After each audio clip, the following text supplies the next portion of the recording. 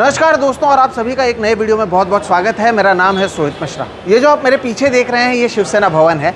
ये दादर इलाके में स्थित है। और अगर बात करें तो मुंबई नहीं, देश भर में अगर पिछले 2 दिनों से किसी चीज़ पर चर्चा हो रही है तो है मुंबई नॉर्थ वेस्ट सीट। यहाँ पर एकनाथ शिंदे गुट के जो प्रत्याशी थे रविंद्र वायकर, अब वो सांसद बन चुके हैं। वो केवल 48 वोटों से इस चुनाव जो है वो जीत चुके थे। लेकिन अब इसे लेकर कई सवाल लगातार उठ रहे हैं। अखबारों में इसे लेकर कहीं ना कहीं आर्टिकल्स आ रहे हैं और इसके ऊपर कई बड़े नेता भी लगातार बात कर रहे हैं। शिवसेना की ओर से आज यहाँ पर एक प्रेस कॉन्फ्रेंस की गई। आपको याद होगा चंडीगढ़ में क्या कुछ हुआ था। जो वोटों की धांधली हुई थी उसका पर्दाफाश तब हुआ था जब सीसीटीवी फुटेज सामने आया था। अब शिवसेना के नेता भी इस पूरे वोट काउंटिंग का जो सीसीटीवी फुटेज है उसकी मांग कर रहे हैं। क्या इससे एक बार फिर से पर्दाफाश होगा, ये हमें पता नहीं। लेकिन आज यहाँ पर जो प्रेस कॉन्फ्रेंस हुई वो शिवसेना नेता आदित्य ठाकरे की ओर से ली गई। उन्होंने बताया कि उनकी परेशानियाँ क्या क्या है। इसी प्रेस कॉन्फ्रेंस में उनके साथ अनिल परब, जो एक और विधायक हैं और जो एडवोकेट भी हैं, जो लीगल पूरा मामला देखते हैं, वो भी मौजूद थे। उन्होंने भी बताया कि आखिर शिवसेना उद्धव ठाकरे गुट को इस पूरे नतीजे से क्यों परेशानी है। आगे इस वीडियो में जो आप देखेंगे वो मेरे और अनिल परब के बीच हुई सीधी बातचीत है, जिसमें आप समझ पाएंगे कि क्यों वो इसकी तुलना चंडीगढ़ में हुए मेयर पोल से कर रहे हैं और क्यों चुनाव आयोग से लेकर जो विपक्ष के नेता हैं या फिर जहां पर गिनती हो रही थी वहां पर मोबाइल फ़ोन मिला है, उसे लेकर वो इसे एक बड़ा मामला क्यों मांग रहे हैं और वो अदालत का दरवाज़ा क्यों खटखटाने जा रहे हैं। नमस्कार, मेरा नाम है सोहित मिश्रा और आगे आप इस वीडियो को देख सकते हैं।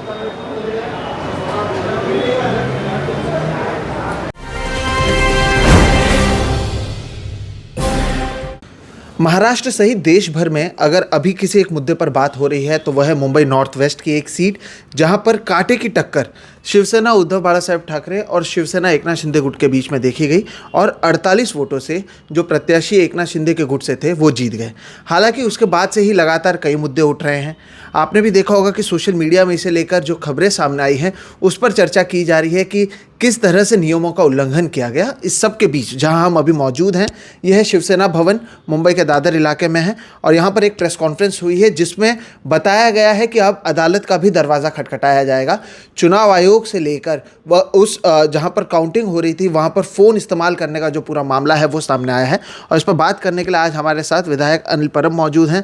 इन्होंने ही ये पूरे मुद्दे को भी उठाया। लीगल एक्सपर्ट भी हैं, एडवोकेट भी हैं और इस पूरे मामले पर इनकी पैनी नज़र है। सर, बहुत बहुत शुक्रिया बात करने के लिए। और पहला सवाल यही है कि अब जो ये पूरा मामला है ये पहले दिन से यानी 4 तारीख को जब नतीजा आए तब से ही सवाल उठ रहे हैं कि 48 सबसे कम वोटों से ये सीट जो जीती गई है। अब आप कह रहे हैं कि आप अदालत का दरवाज़ा खटखटाने वाले हैं। क्या ऐसे मुद्दे हैं जिसकी वजह से आपको लगता है कि यहाँ पर गड़बड़ी हुई है और वो गड़बड़ी किस तरह से हुई है, अगर आप ये बता सकें। ये इलेक्शन जो हुई है इसमें गवर्नमेंट मशीनरी का मिसयूज़ हुआ है। जो प्रोसीजर होती है, हम भी तो इलेक्शन में बहुत सालों से काम करने वाले कार्यकर्ता है, तो इसकी प्रोसीजर हम भी जानते हैं। इसके प्रोसीजर में हर राउंड के बाद में जब वोटों की गिनती होती है तो हर राउंड के बाद में राउंड अनाउंस किया जाता है, बताया जाता है कि कौन से उम्मीदवार को कितने वोट मिलते हैं। जब ये इलेक्शन बहुत टफ चल रही थी तब 19वें राउंड के बाद में ये काउंट बताना बंद कर दिया, वोटों की टैली बताना बंद कर दिया। जब भी हमने उनसे मांग की तो हमको अलग अलग रीज़न बताए गए कि हो रहा है, बताएंगे अभी। और अचानक 25-26वें राउंड में सब राउंड की एक साथ टैली बताई गई। हमारे और उनके बीच में 650 वोटों के ऊपर फ़र्क आ रहा है। यानी जो आपके पास काउंटिंग है और जो चुनाव आयोग ने काउंटिंग दिया है उसके बीच में 650 वोटों की डिफरेंस आ रही है। हाँ।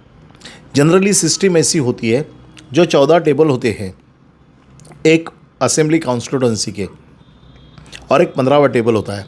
जो 14 टेबल की जो वोटों की गिनती होती है वो 15वें टेबल में होती है। 1 मिनट। जी जी बिल्कुल। और दर्शकों को तब तक मैं ये बता दूं कि हर एक जब आप काउंटिंग करते हैं उसके बाद उसका अनाउंसमेंट करना ज़रूरी है हर एक राउंड के बाद। और आप कह रहे हैं कि 19वें राउंड के बाद ये अनाउंसमेंट ही बंद कर दिया गया। बंद कर दी जी। और एआरओ के टेबल पे हमारा एक प्रतिनिधि होता है। इस बार एआरओ के टेबल पे और हमारे प्रतिनिधि के बीच में जाली लगा के रखी थी। हमारा प्रतिनिधि अंदर था, वो बाहर थे, टैली कर ही नहीं पा रहे थे। और सबसे टैली करने का एक जो लीगल रास्ता है कि फॉर्म 17C2 पार्ट 2 जिसमें कितने वोट गिरे हैं पेटी में, उस मशीन में कितने वोट है, उसकी टैली लिखी जाती है और साइन करके हमको दी जाती है। जोगेश्वरी में हमको कोई पेपर दिया नहीं दिया। कुछ कॉन्स्टिट्यूंसी में आधे पेपर दे दिए, कुछ कॉन्स्टिट्यूंसी में हमको बिल्कुल पेपर दिए ही नहीं। अब ऐसे समय पे हम टैली कैसे करेंगे? जो टैली करने की जो प्रोसेस है वो बिल्कुल ट्रांसपेरेंट नहीं थे। हमारे और उनके बीच में जो फ़र्क आ रहा था, हमने ऑब्जेक्शन लिया है। वो फ़र्क के बारे में हमको ओवररूल कर दिया, हमारी कुछ सुनवाई नहीं हुई वहाँ पर। ये एक मुद्दा रहा इलेक्शन प्रोसेस का। दूसरा, पोस्टल बैलेट की वोटिंग जब काउंटिंग होती है उसके बाद में अनाउंस करना पड़ता है, वो अनाउंसमेंट भी वहाँ पर की नहीं गई। वो आखिर में उसको टैली कर दिया और ऐड कर दिया। और जो तीसरा मुद्दा है कि हमको 19वें बाद में, जब 19वें राउंड में बहुत टफ चल रही थी, उसके बाद में ये सब गड़बड़ी शुरू हो गई। और जो फ़ोन वहाँ पर इस्तेमाल किया गया, आज उनका कहना ऐसा है वो फ़ोन हमारे गवर्नमेंट सर्वेंट का था। उस गवर्नमेंट सर्वेंट को फ़ोन इस्तेमाल करने की अथॉरिटी किसने दी? और अगर ऐसी अथॉरिटी देनी है तो देश भर के सभी जो गवर्नमेंट सर्वेंट है नहीं, सभी काउंटिंग को देनी चाहिए। अगर देनी है तो सभी को देनी चाहिए, एक ही जगह पे नहीं। ऐसे दूसरे किसी इलेक्शन में दी है कि नहीं? कौन आदमी इसको ऑथोराइज़ करता है, किसका फ़ोन यूज़ करता है, उसमें क्या आता है OTP? उनका कहना ऐसा है कि हर राउंड एनकोर में लोड करने के लिए हमको OTP आते हैं, इस OTP के लिए हमको फ़ोन लगता है। तो वो फ़ोन 2 बजे, 2:15 बजे जिस वक्त उसके ऊपर ऑब्जेक्शन लिया गया, उसके बाद में वो फ़ोन को डिस्कार्ड कर दिया, यानी बाहर भेज दिया। अगर वो फ़ोन बाहर भेज दिया तो आगे का रिजल्ट उन्होंने कौन से फ़ोन पे अपलोड कर दिया? क्योंकि OTP तो उस फ़ोन पे आएगी। OTP तो उस फ़ोन पे आई और हमको देखना है कि वो फ़ोन पे कौन से OTP आए, कौन सी चीज़ें वहाँ पर आ गई। ये सब चीज़ें देखना बहुत ज़रूरी है। और ये जो ट्रांसपेरेंसी हम जो बोल रहे हैं, वोटों की गिनती की, वोटों की जो हमारे हिसाब से जो हेराफेरी है, इसके लिए CCTV फुटेज, जैसे हरियाणा में आपने देखा होगा चंडीगढ़ में कि वोटों की गिनती के टाइम पे क्या हुआ, वो CCTV फुटेज की वजह से पता चला। तो ऐसे ही हमने CCTV फुटेज की मांग की। हमको पहले बताया गया कि CCTV फुटेज देंगे, 2 दिन में देंगे, 3 दिन में देंगे। उसके बाद में CCTV फुटेज की मांग भी हमारी टुकराई, हमको दे नहीं रहे। तो हमको ये डाउट है कि इसमें ये गड़बड़ी हुई है। जो RO है उनका ट्रैक रिकॉर्ड भी हमने चेक किया है, उनके फ़ोन भी हमको मालूम है उसको किसके फ़ोन आए, कितने बार उनको फ़ोन आ रहे थे, किसके फ़ोन आए थे। ये सब चीज़ें हम कोर्ट में लेके जाएंगे और कोर्ट में हमारा कहना ऐसा है कि हमको न्याय मिलेगा। पर साहब 1-2 सवाल हैं। पहला सवाल ये है कि जैसे आपने कहा कि नियम के अनुसार जो बैलेट बॉक्स की काउंटिंग होते हैं, बैलेट पेपर के, वो पहले होते हैं और उसका अनाउंसमेंट पहले किया जाता है। यहाँ पर अंतिम चरण पे किया गया या EVM के काउंटिंग के बाद किया गया, जो नियमों के खिलाफ है। क्या तब आप लोगों ने इसके खिलाफ आवाज़ उठाई थी? और तब उठाया तो क्या कहा गया? नंबर 1। और नंबर 2, ये जो पूरा फ़ोन का मुद्दा है, आपने प्रेस कॉन्फ्रेंस में ये भी कहा कि वहाँ से कई लोगों को फ़ोन किए गए। किन लोगों को किए गए? क्या कोई महत्वपूर्ण लोग थे? क्या कोई दबाव बनाया गया? क्योंकि EVM की जब काउंटिंग हुई तो जो आपके कैंडिडेट थे वो तो 1 वोट से आगे चल रहे थे, तो हुआ क्या? देखो, फ़ोन किसको गए, वो फ़ोन नंबर अभी सब है, उसका डाटा मिल जाएगा। किसको फ़ोन गए, कौन से फ़ोन नंबर पे फ़ोन गए, ये सब चीज़ें होने वाली है। और ये सब चीज़ें अभी हमारे हाथ में है। अब उसको चेंज भी करने जाएंगे तो पता चलेगा, क्योंकि ऑलरेडी उसका रिकॉर्ड अभी हमारे पास में आ चुका है। लेकिन चेंज करने की क्या कोशिश की जा रही है? कुछ भी हो सकता है, गवर्नमेंट क्या नहीं कर सकती है।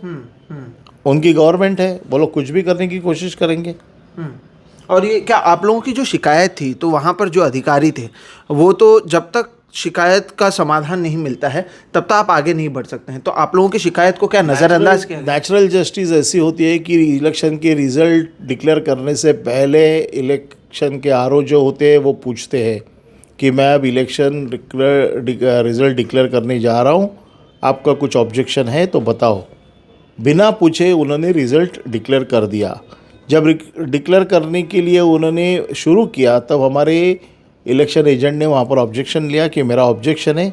उन्होंने कहा कि तुम्हारा ऑब्जेक्शन का चांस अभी गया है, अभी मैं इलेक्शन रिजल्ट डिक्लेयर कर दिया है, अभी मैं आपका कोई बात सुनूंगी नहीं। स्पीकिंग ऑर्डर देके उनका एप्लीकेशन खारिज कर दिया। तो अब आप ये पूरा मामला कोर्ट में लेके जा रहे हैं। मेरा आखिरी सवाल है, आप क्या क्या मांग कर रहे हैं कोर्ट से?